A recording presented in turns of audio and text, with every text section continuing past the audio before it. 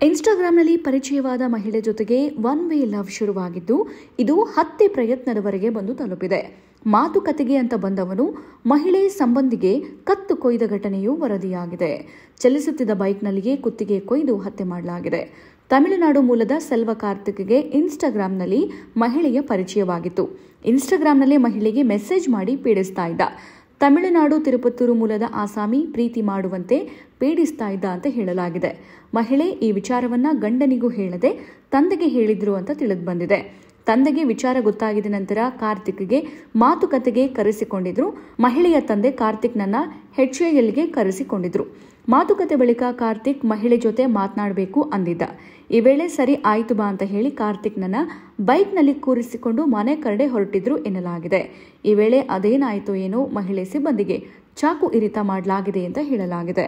ಇನ್ನಷ್ಟು ಹೆಚ್ಚಿನ ಮಾಹಿತಿಗಾಗಿ ಫಾಲೋ ಮಾಡಿ ಬ್ರಿಗೇಡ್ ನ್ಯೂಸ್ ಕನ್ನಡ.